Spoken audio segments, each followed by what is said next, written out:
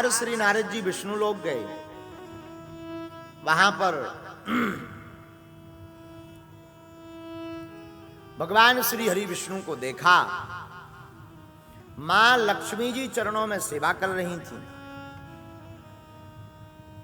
तो श्री नारद जी ने प्रणाम किया और विराजमान हो गए। भगवान श्री हरि विष्णु ने वार्ता की और बहुत देर होने के बाद जब नारद जी जाने लगे तो जैसे ही नारद जी बाहर तक निकले, सोई भगवान ने कौतुक बस कहा, अरे देवी एक काम करो। क्या? जहां पर नारद जी बैठे हुए थे यहां पर गऊ के गोबर से लेपन करो। नारद जी बाहर तक निकल नहीं पाए थे। कान में आवाज पहुंची कि गऊ के गोबर से लेपन करवा रहे हैं भगवान। तो वापस आए। कहते हैं भगवान हमने ऐसा कौन सा पाप कर दिया जिस कारण से जहां हम बैठे थे और आप गऊ के गोबर से वहां लेपन करवा रहे हैं। तो भगवान श्री हरि विष्णु ने कहा, नारद जी आप निगुरा हो, आपका कोई गुरु नहीं है, आपने कोई मंत्र नहीं ले रखा। हमारे मंत्र के अलावा आप गुरु मंत्र का जप नहीं करते, इसलिए जिस स्थान पर बिना मंत्र लिए हुआ व्यक्ति बैठ जाता है वो स्थान अपवित्र हो जाता है। नारद जी की आंखों में आंसू आ गए। तो श्री नारद जी कहते हैं, सरकार हम अपना गुरु किसको बनाएं? आज तक हमारे लेवल के कोई मिले ही नहीं। भगवान मुस्कुरा गए, बोले भैया कल प्रातः काल सबसे पहले जिसका दर्शन हो उसको ही अपना गुरु बना लो। नारद जी ने पूरी रात्रि भगवान का भजन किया।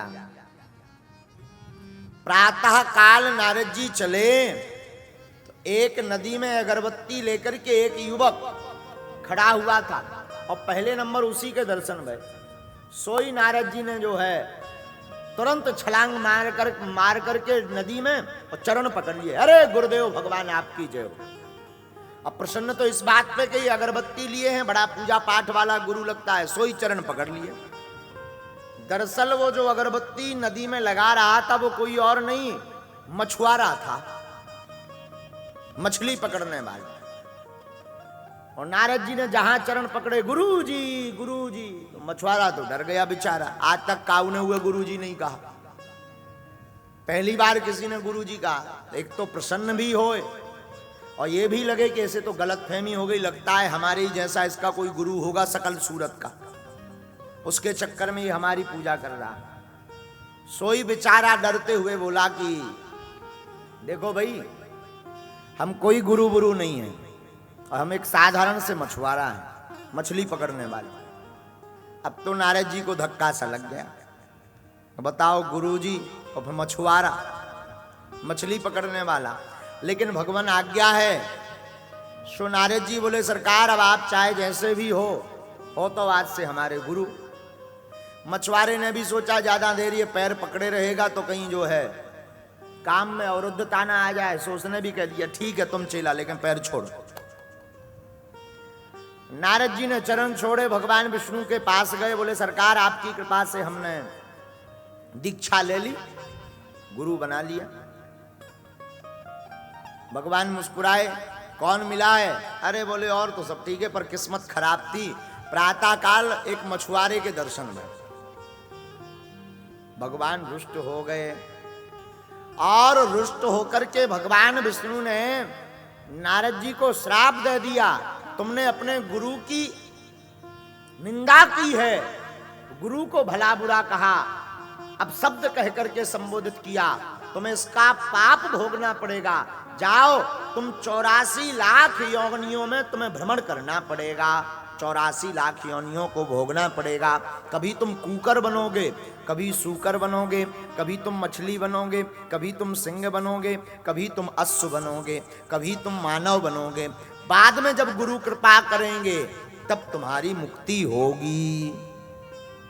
नारद जी को रोना आ गया। भगवान ऐसा क्यों श्राप आपने दिया?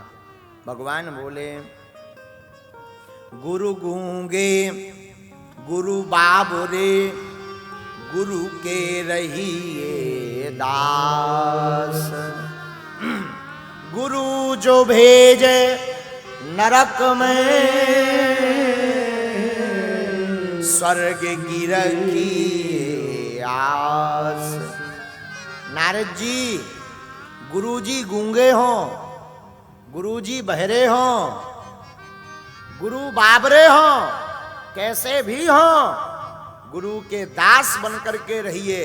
अगर गुरु नरक में भी भेज दे तब भी मन को खिन्न मत करना।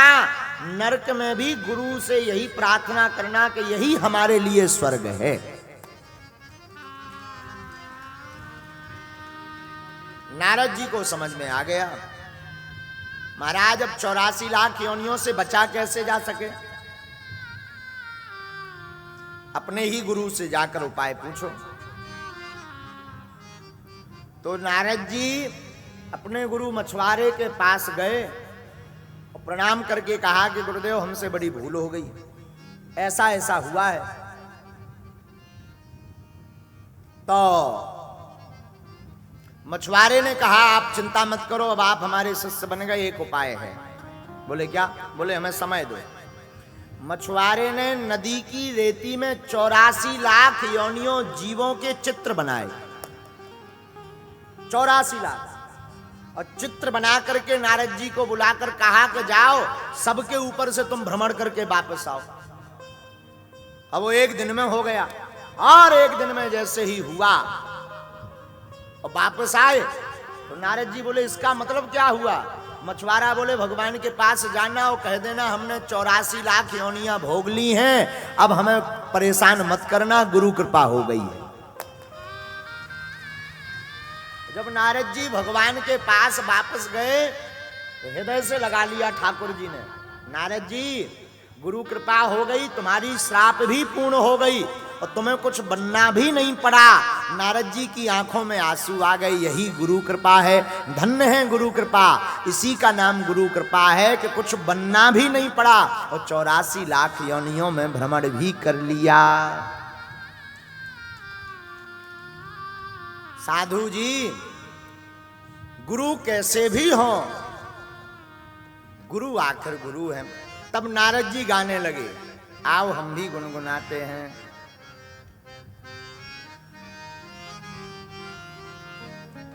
मेरे गुरुवर तेरी नौकरी सबसे बढ़िया है, सबसे खरी। ओ मेरे गुरु